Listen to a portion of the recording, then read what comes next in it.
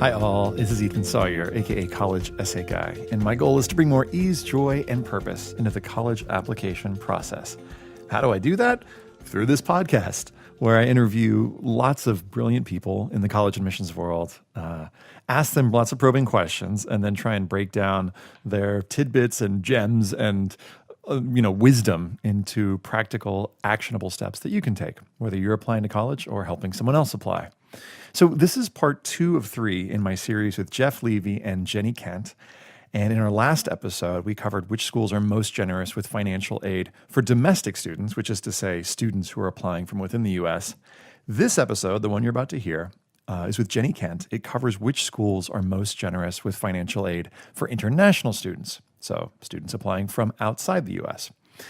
Jenny and Jeff have painstakingly pored over many, many college websites and talked on the phone with many, many colleges to put together a spreadsheet that, get this, lists over 400 colleges, and not only what their total cost of attendance is, because that's pretty easy to find, but what percentage of financial need they meet for students, and, get this, what percentage of students, that is international students, receive merit aid from the school, and what the average merit aid award is. So just to be clear on that, looking at this chart will tell you how much money the school gives to international students and to how many students they give per year. Cool, huh? I think it's kind of cool. It's really geeky for the college admissions world, but it's really important information if you're applying and you need some money. On this episode, I talk with Jenny about why she created the chart in the first place. You can probably guess why, but I'll let her explain it. She explains why you, this is if you're applying, or your student, doesn't have to be incredible in order to get merit aid. So what she says there might surprise you. How much students' ability to pay actually matters when it comes to admissions. How to use her chart, including how Jenny actually walks students through a consultation, and why students might actually decline to ask for merit-based aid. So, all this and more on this episode. Hope you enjoy it.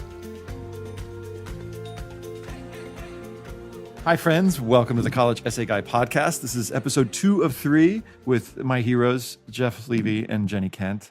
Jenny, thanks for being on the podcast today. Thanks for having me. Yeah, so I'm going to do a quick bio, and I don't know if this is awkward for you while you're sitting here, but I'm going to say some stuff about you, even though you're sitting right here. Here are some fun facts about Jenny. She was raised in Rhode Island by the original hipsters. She studied liberal arts at Skidmore. She's got 4 kids. She fell into a writing career, and she's written over 30 books for kids, teens, and young adults, some of which have been adapted for TV and short film or used in national campaigns. And folks who know Jenny, who may not know that, would be like, what? So I'm going to ask you about that in a minute. One of her goals is to positively impact students as an IEC the same way that she was by hers. And she believes each student is on their own path. She's a member, like Jeff, of places that some of you will have heard of, but organizations that some of you won't, like IECA, HECA, NACAC, TABS, and SBSA. These are all super legit. You guys can Google them and find out all about what those are. And she's got also, like Jeff, she's got a CEP designation, which if you listen to the Steve Antonoff podcast, you know that's not easy to get. It's kind of like the bar for independent consultants. If you went to get a CEP, if you're a certified educational planner, you are legit. She's been an expat for over half her life, and she's based out of Bogota, Colombia. And we're going to do this in Spanish, right, Jenny? Yeah, the whole thing. We're actually probably going to do a Spanish version of this, but that will not be this one. This will be the English version. Jenny, the first thing I want to know about is, so talk to me about writing kids' books, and talk to me about how writing kids' books, what was the circuitous path that got from that to working with students and thinking about, applying to college and financial aid? Well, so writing kids' books was truly a career that I just fell into. A friend contacted me one day, and her family owned a publishing house, and she said, "Hey, I want to start a children's department, and I'd love it if you joined me." And so the two of us co-founded a children's department at a publishing house down here in Columbia, and basically started producing books. And they were books that I wanted to have when I was growing up. Both of us, my friend Maria and I, Maria Villegas, had moms who told us pretty much nothing. And we had voracious appetites for information. And so we started out first writing a book for girls that was called Cosas de Niñas, and a book for boys that's called Puberman. And they're kind of like, preteen nonfiction books that have the answers to all the questions we had at that age. And it just kind of spiraled from there. We have a collection of cookbooks. We have a book about yoga for kids, which actually we have a television show based on that book. We also developed a national campaign for basically about teaching kids about ecology and kind of social awareness. So I have a master's in education. I was a teacher. So for me, it's really hard not to teach things to people. That might be something that people think is a drag about me. So there's a really strong educational base in my books. And the way that I kind of got into educational consulting and financial aid for international families is that I used an educational consultant myself in the 80s because I was the youngest of 5. And I kind of didn't realize how different my upbringing was until I was no longer in my parents' home. But I come from a very creative, artistic family who, could be a little out there with some things. And an educational consultant suggested that I go to boarding school, and it was the greatest thing ever for me. It absolutely changed my life. I love my school. I often joke, like, I would go back tomorrow if they had an adult dorm and let me. And I really wanted to kind of impact other students that way. And I started out by promoting my boarding school down here years ago in Bogota. And they actually were the ones that said, you really should think about going into educational consulting. You'd probably be great at it. And I thought, that's a good idea. It doesn't take me a terribly long amount of time to write a book, certainly not full time. So I still do both. I published my books with Planeta, which is the kind of the largest Spanish publishing house.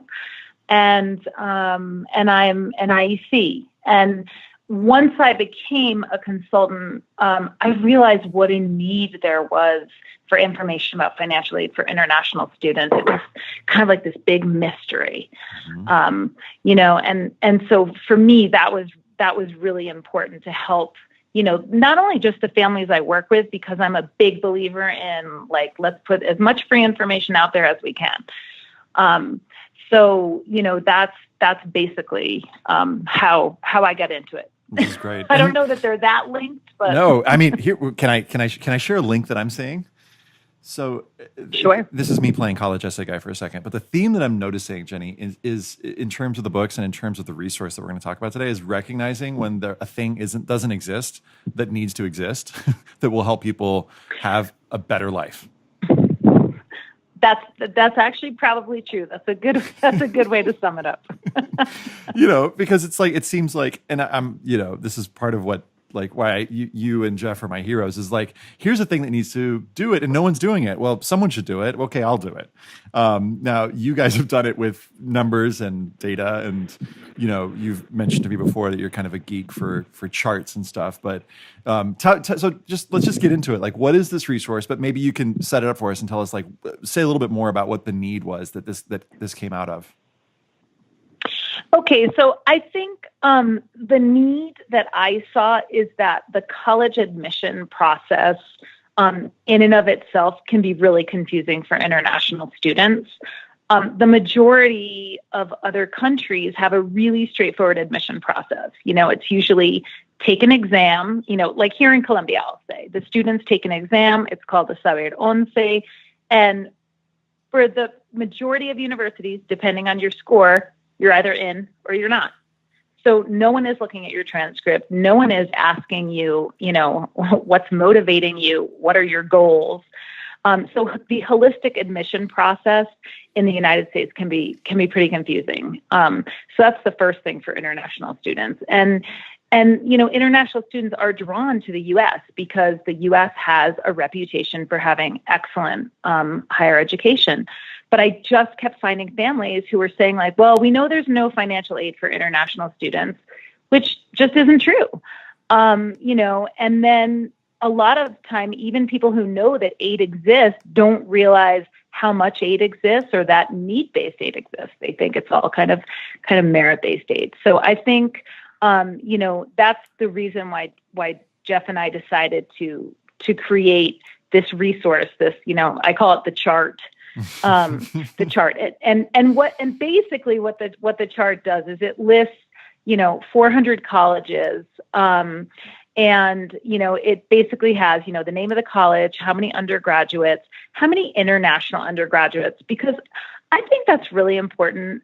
One, because, for an international student, you can be a pretty big unicorn at some schools. So a lot of students want to know, well, are there going to be 3 international students, or are there going to be like 3,000? Because some of my kids don't mind being unicorns, but they do need a herd to run with. So I think love the image of a unicorn herd. There's probably a name for that. It's probably like, not like pride, but it's like a sleuth, or I don't know what it is. Exactly. Yeah. Well, or as I even say sometimes, even they don't need other unicorns to run with necessarily. They can, like hang with a griffin or something like that. But, they need to be able to kind of find their group of people. By the way, I just Googled it. A group of unicorns is called a blessing. Yes. Oh, okay. Nice to know. Right. I'm going to use that from now on. They need a blessing. Okay. They're looking for your blessing or their blessing. Anyway, I'll shut up. Exactly. They need their blessing. So, we also, so the chart has not only the number of undergraduate students, but what percentage are they of the total undergraduate population? And then the financial aid policy is on the chart. And this is really important because some schools offer need-based aid. Some schools offer merit-based aid. Some offer none, and some offer a combination. So a really typical example that I use as to why this is important is Boston College is a very popular school down here in Columbia. So a lot of times I'll have families that come to me and they'll say, well, it's really expensive to educate my child in the U.S., but my daughter's amazing. And, I think if she applies to Boston College, she's going to get a scholarship and then she can go. Well, Boston College doesn't give any aid, need, or merit. So that's very important to know because Otherwise you're spending, time and resources applying to a school that's never going to give you what you need. Right.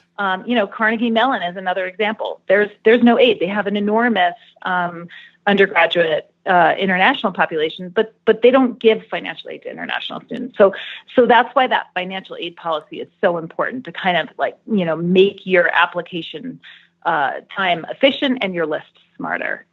And then the chart also lists the total number of international undergraduates who receive aid, the average award that they receive, and the percent of students who receive it, which is also really important because, sometimes, students will say like, well, look, this school gives an enormous amount of financial aid, but if they're giving it to 3 students, what are the chances that you're going to get it? It's probably a specific scholarship. So that's kind of, the outline of the chart. And I think it's incredibly, incredibly useful for families because depending on, what your financial situation is, you can figure out how to make your college list smarter. So, for example, there are some really incredible schools that give need-based aid to international students. I would say, Williams gives about $61,000 to 60% of their international students. So let's say you're a very high-achieving international undergraduate with a large amount of financial need, Williams could be a great place for you to apply to. Right. Amherst also $60,000 pretty much to 90% of their international students. Colgate, 56,000 to 58%. So there's a lot of, really, really great schools that if you're a needy international student and you can get in, they'll give you a very good package. In the same sense that there are some that aren't good. Georgetown gives $58,000 on average, but to 3%. Mm-hmm. So, what are the chances of you being the 3%? Right. And that's one of the things that you have to figure out when you're applying. One of the things I joked about with Jeff is that, and this was true for me when I was applying to colleges, in the late 90s when I was applying to Northwestern, you find out where you're getting in, and then there's like a second round of acceptances where you're finding out how much money you're going to get, right? Because I was an EFC zero kid, which means, my estimated family contribution based on the money that my dad made was that they weren't going to expect my dad to pay anything. So I had my fingers crossed, but had I had a chart like this, I would have had some sense of what my odds were and not sort of just been, completely in the dark. Go ahead. Exactly. Well, and like I said, you'd know where to apply to in the first place. Right. Which I think is really important. I have a lot of families who do not have financial need, but they also are not planning on spending $68,000 a year to educate their child. So those are families who are looking for merit. Right. And there are a lot of schools who are very generous with merit aid for international students. There are at least 30 on our chart that offer an average award of $20,000 a year, which is very generous. 16 offer it to 50% or plus of foreign students, and a lot of those are in the medium selectivity range. These are not schools that are impossible to get into. There are some schools that are going to be, need blind and meet full need for international students, but there's 6 of them, and it's pretty hard to get into MIT. Right. So it's nice to know that there are some schools that are not as hard to get into as a school like that, and also have really generous merit. I mean, Furman, for example, is a merit-only school, and they give about $33,000 to 98% of their international students. So if you're looking for merit and you're a strong international student, or, when it comes to merit, one of the things that I find is a lot of families think, oh, like my child has to be incredible to get merit aid. And that's not really true. All the student has to have is, something that the university wants to have on their campus. So it could be, that you're coming from a particular location of the world where they're interested in having more students. It could be that you play bassoon. It kind of depends on what the institutional need is. Just a quick side note, if someone's listening and they're for the first time are hearing these phrases like need-based and merit-based aid, will you just give a quick bullet point about what each of those are and how they can find out what they're eligible for? Yeah, absolutely. So need-based aid actually means that your family, they're going to look at your income and your assets, and they're going to say, okay, based on the income that your family has, based on the assets that your family has, reasonably, we expect that you're going to be able to pay, let's say, I'm going to say $10,000 in this case. Okay. So that would be your estimated family contributions. That would be EFC 10,000. They're not expecting you to have, oodles of money that they know you have no way of producing. So they're basically, all the colleges will look and will figure out. And they will then say depending on what your EFC is, you either qualify for need-based aid or you don't. And I think, a lot of families don't understand. They think, I probably make way too much money to qualify for need-based aid. Something I see a lot with my international families too is that, culturally, a lot of cultures don't expect to get something that they can't afford. So they just assume, well, I can't afford it, so my child can't go. And that just kind of isn't the American way of doing things. Our way of doing things is, hey, if you're, talented, we'd love to have you on our campus. Let's figure out how we can make this work. Merit-based aid, as I said earlier, that's usually institutional monies, and it's more of a discount, really. It's not real money, as I would say. They're going to discount the tuition for you every year a certain amount. And that is not based on your income or assets at all. This is just because the student has something that the institution is interested in attracting to their campus. What, one thing that I imagine that parents and students are wondering about is how much, I'm going to say this in the sort of the layperson, and then I'll say it in the counselor term. How much do schools care about who can pay and who can't pay? In other words, if MIT looks at a student, and I'm just going to throw out this hypothetical situation, who can pay full freight, and a student who, who needs a full scholarship, do they care? Well, so MIT in particular does not care, actually. And what I'm asking, the phrase that there, we use in counseling is need blind. Is need blind a real thing? Yes. Or who is need blind? Yes. So need blind is a real thing. But for international students, the majority of universities are what are called need aware. So that means, all things being equal, they're going to say, we'd love to admit this student, but when push comes to shove, they are going to look and see, okay, well, this student needs, $10,000 of extra funding, and this needs 50. So it really depends. One of the things that I think is interesting, Ethan, I've had a lot of conversations with college admission officers, and I see this a lot with international families. I think that when there's a smaller amount of need, let's say a student needs, under $10,000,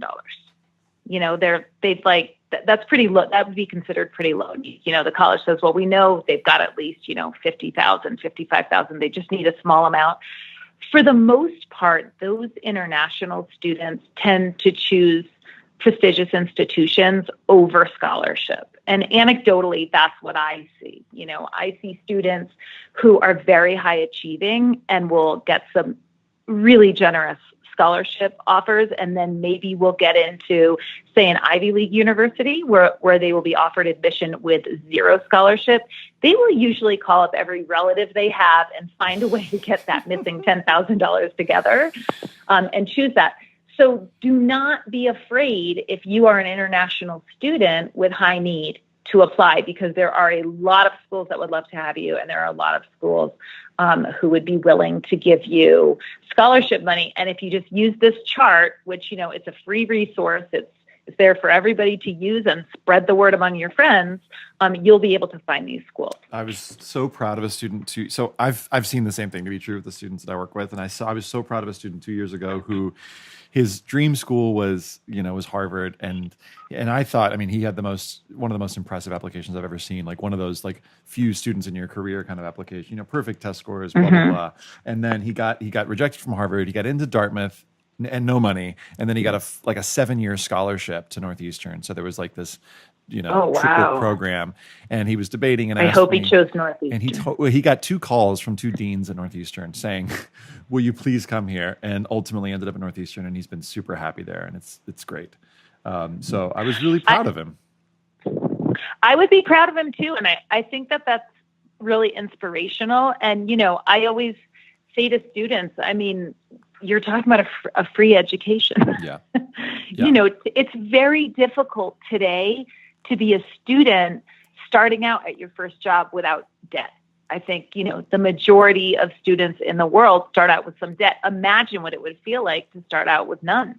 Right. And he did the math. I think he just pretty good to me. Right. The pencil on a napkin was like, okay, 70,000 times 7 years, and was like, I could do that. So I was really glad for him. Okay. So I love these examples that you use. Are there any other examples of how you've used the chart with particular students that you found, particularly, so folks can get a sense of how to use this chart? Yeah, I think, the other kind of combination that we see is the schools that offer both merit and need. And those are great because, basically any international student should be applying to those schools, right?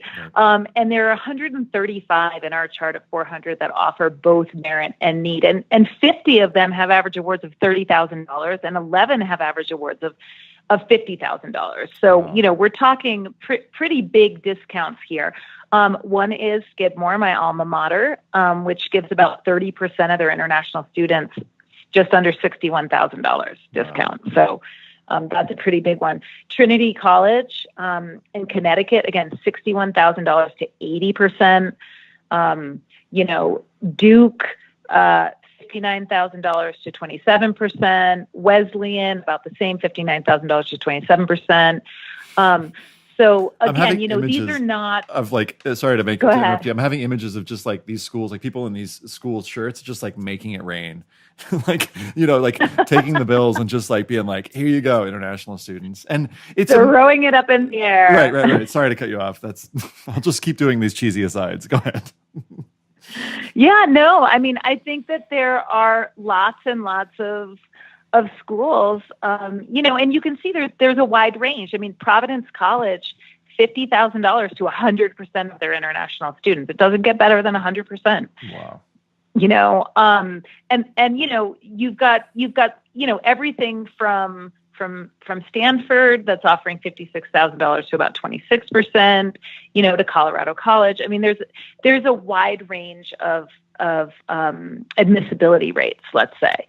And again, one of the things I love about the charts, and this may, be less kind of me, but I kind of, I want everybody to know what everyone is doing. I want this to be as transparent as possible. And Jeff and I talk about that a lot. We're believers in, if you have a policy, you should feel comfortable with it and defend it. So I think the chart's great too, because it talks about, the outliers, the schools that aren't generous. Right. And I often joke with my students, you could look at a school like Scripps that gives, a little over $3,000 to 18% of internationals. And I mean, you might be lucky enough to get one of those. And it's sort of like, well, thanks for the ticket. Because that's, that's like 1 year of airline tickets for, depending on where you're coming from, in the world, and, this just kind of depends on, what the institutional policy is. I think there's lots of universities that love to have international students on their campuses and are really dedicated to growing the population. And there are others who just aren't. Obviously the public schools, we know for the publics, it's tough. I mean, even if you're an out-of-state student, sometimes it can be tough to get any sort of scholarship there. So the publics don't surprise me, but, some of the privates, I'd love it if they sent more dollars to my international families. Mm-hmm. So imagine that I'm a student who's just walked into your office. I'm an international student who has some need. I'm not sure how much I'm going to need, but how do I figure out which schools to apply to in terms of, what's going to be a financial fit, and how do I use this chart? So just walk me through it. What are the steps that you would recommend a student listening to this, or a family listening to this, an international family trying to figure out, how to take financials into account when developing their college list? Well, I think, I'm glad that you asked, because this is actually the very first thing that I do with families. At the first meeting, we kind of dig right into finances, because I don't think it's a good idea to, have a student fall in love with a school that is just absolutely kind of, unaffordable. Mm-hmm. And so I like to, kind of cut to the chase right away and say, all right, let's talk finances. So I think the first thing is, as a student, you need to determine which sort of aid you qualify for. Do I qualify for need-based aid? Do I want merit-based aid? Do I want both? Or is this completely unimportant to me? And then after that, you really need to kind of identify the aid policies. You would use the chart and you would look and see like, okay, I need need-based aid. So which are the schools that offer need-based aid? On my website, Ethan, this chart, there's a PDF of the chart hanging, but on Jeff's website, you can download the chart and you can sort it, and like in an Excel file, I think it is, or a Google Doc. I'm the least tech person. And for those folks who are listening and who are also not tech people, we're going to have a little simple how-to to show you the steps, the really easy steps that you need to take in order to sort this chart. And just to step back one step further before you go on, so how do folks find out if they are going to need money? Is there a way to what are the resources that you recommend folks, use in order to find their EFC, for example? Yeah, absolutely. There are, so every school, must have an EFC calculator on their website. So if you already know the name of a school, you can go in and use that, or you could go to the FAFSA forecaster. I think if you know the schools that you're interested in, it's best to use their EFC calculator, because in theory, it will give you a more accurate number. But again, these are just estimates. Right. And the rule of thumb is sort of like the more questions they ask, the more accurate it will be.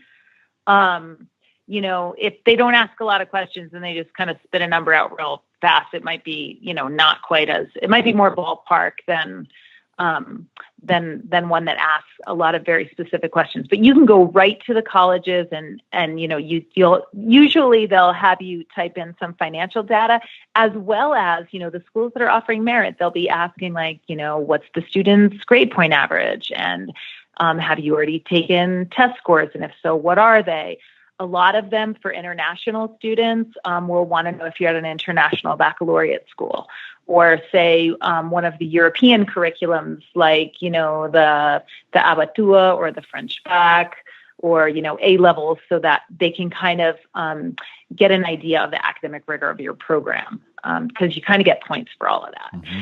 So, that's the best way to do it, is to first kind of find out, okay, this is my estimated family contribution. And, obviously, the lower your estimated family contribution, the higher your need. So, you can then go to the chart and say, okay, which sorts of schools am I looking for? Need, merit, both. Look at the policies. And then obviously, if you're a competitive applicant and you have demonstrated financial need, you should consider the institutions that offer need-based aid. And I think everyone should consider institutions who are generous with merit aid. That's what I tell my families anyway. That's, sometimes on the common application, I don't know if you've seen this, Ethan, but they'll say, like, are you interested in merit-based scholarships? Or like, how are you planning on funding your, and I've had students who checked no, and I'm like, what? Mm-hmm. That's free discount. And why do you think they do that? I think they don't understand it. I think they don't know what the question means. It's really confusing. And if you think about it, for an international student, for the most part, this is their second, third, or fourth language that they're applying in. Right. So if there's a term that they don't understand, and again, there's a big assumption by a lot of families that there is no scholarship. There are no scholarships for international students, and it just isn't true. So be sure to check merit-based scholarships always. Great. So a student comes in. I just want to go back. So a student comes in.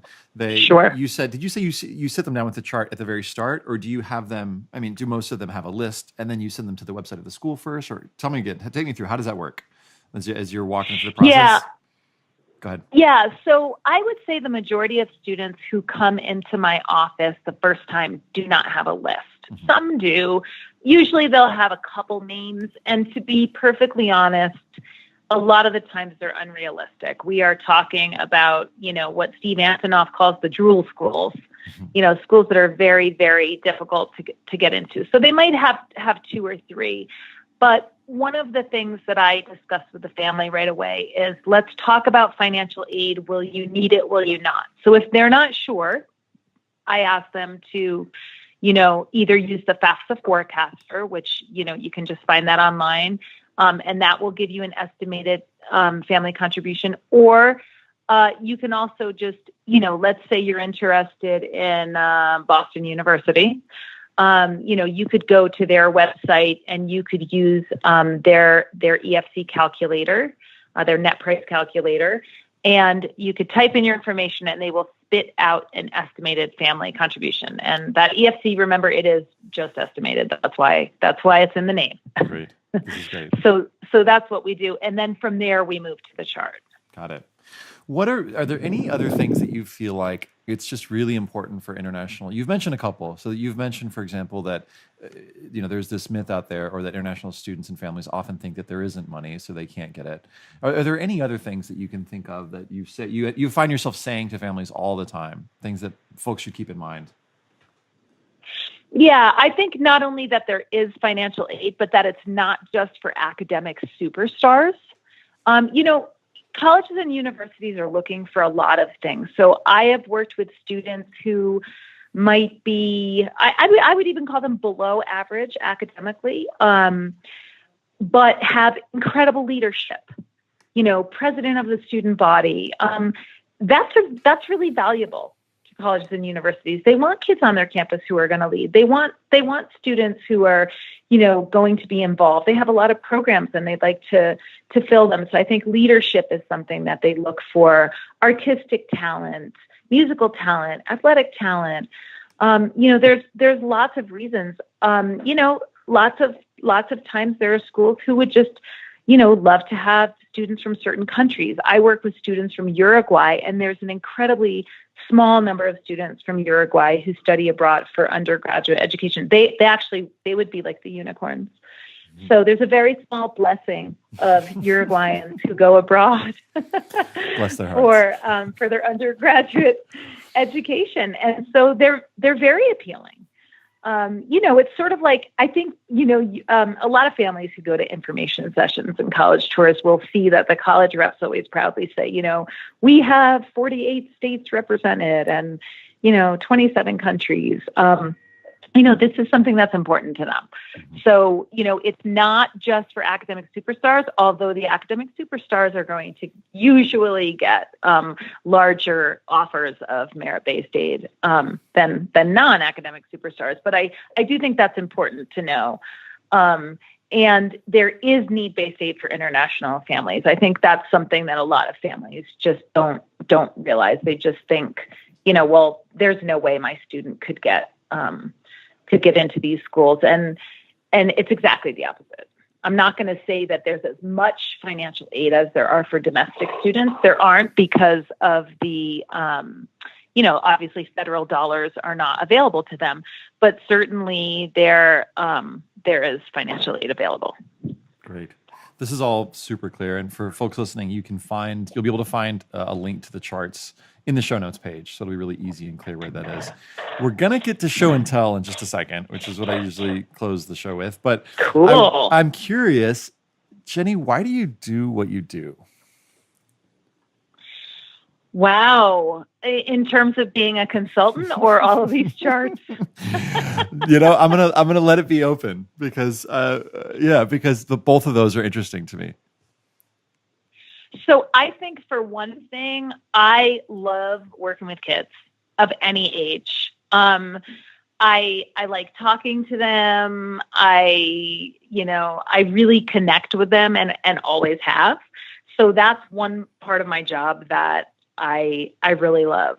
I have lived as an expat for over half my life. I've lived in 4 different countries. And so, I know what it's like to not understand a system and want to be able to understand it. And so I kind of feel like anything I can do to help students is time well served. I love it. And so now tell me about the charts. So why do you do these charts? I know that it's connected, but why these charts? I like things that are very clear. I'm a very, like, as we say in Spanish, al grano. I like to go to the point. And I think it's very difficult to play a game if you don't know what the rules are. Mm-hmm. And I think that college admissions can be so complex that sometimes it feels like a game for international families, and even for domestic families. And so, I just think it's super important to produce these resources for people and to circulate them. And I know that, Jeff feels the same way, and we just love to collaborate on things. We have a great time together. So I guess for all those reasons, that's why I do what I do. That's awesome. I'm excited to do. For some reason, I just started thinking we should do the show and tell in Spanish, but then I'm like, well, that might alienate folks. But I'll link in our show notes if we end up doing a Spanish version to that version as well. So, show and tell time. So, Jenny, what have you brought for show and tell today? Well, it's going to surprise you because it's not what I told you I was going to bring. Great. Since this is the international chart for show and tell, I have brought Duolingo. Cool. And Duolingo is something, I don't know if you use it, Ethan, but like the majority of my students use it. Duolingo is very cool. I use it online, and it's basically a program where you can learn a foreign language for free. Mm-hmm. And you basically tell them like how much time you want to spend each day. Like if you're hardcore like me, you're going to do 20 minutes a day. And so I like Duolingo, and I have started taking Italian. Wow, that's cool. How's it going? Yeah, it's pretty cool. It's pretty good. It's pretty good. I think one of the reasons why I chose it is because I was hoping that there'd be sufficient overlap with Spanish. I also, I love all things Italian. I like Italian food. I love Italian fashion. I think they have great design. My husband would jokingly tell you that I like Italian men. I grew up in a town in Rhode Island that was very Italian American. So I just thought like that would be cool. I think the more languages the better. The world is getting smaller every day. And I know that for me, being fluent in both English and Spanish makes me feel pretty confident. Oh, that's so awesome. I'm on to Italian now. Yeah, I'm really excited as we're talking, because my wife and I are planning to take a trip to South America to Peru, to Peru and to Ecuador. And it's funny because I so rarely speak Spanish anymore. Like I mean, I do it a little bit for work, for voiceover stuff, but I'm so grateful that I speak another language, and I'm so excited that, my daughter's learning a little bit of Spanish. But great, Duolingo. Though you reminded me of an app that I just downloaded, and it's called Moment. Have you heard of this? Like Brian Koppelman's The Moment, like the podcast? No, I think it's a different thing. I think it's a different thing. I don't know if it's connected or not, but so this app is basically so I've been trying to break a cell phone addiction, and the one thing that really helped me was separating my work email from my personal email, which is maybe duh, but I can't actually access my work email on my phone. I haven't set that up, which feels edgy, but so far so good. And this app, I did that on my iPad. Did you really? Yeah, it's totally, it feels like, oh, finally a boundary, and but this app Moment actually tells me how much screen time I'm spending, and it tells me not only how many minutes, but it tells me how many times I picked up the phone and opened it up. Wow. Is there any way that I could program my shopping addiction into it and work on that? You should actually Would it tell me how many times I go to Moda Operandi, or how many times I go to Saks Avenue? That's funny. There's an app for that, probably forthcoming. But I'm going to find it. Yeah, you should, or create it, right? In your next iteration. Jenny, thank you. I'm so grateful for you and for Jeff, and excited to do episode 3 with you guys. So folks who are listening, here's the quick pitch for that. We're going to be talking about, if you thought these 2 charts were cool, you'll love this 3rd one. So more awesome data geekiness that has practical uses for the college application process. So check it out, y'all. Jenny, thank you again. You're awesome. Thanks. Hi, friends. You'll find all the show notes, which is to say links to everything we discussed, links to the chart, links to the FAFSA forecaster, links to Jenny's website, all at collegeessayguy.com/podcast. Make sure you listen to the next episode, where we talk about whether or not you should apply for early decision or not, or early action, or restricted early action, what the differences between all those are, and another amazing chart that Jeff and Jenny have created, and we get to talk to both of them next time, that will help you decide. I hope you'll join us for that. Stay curious.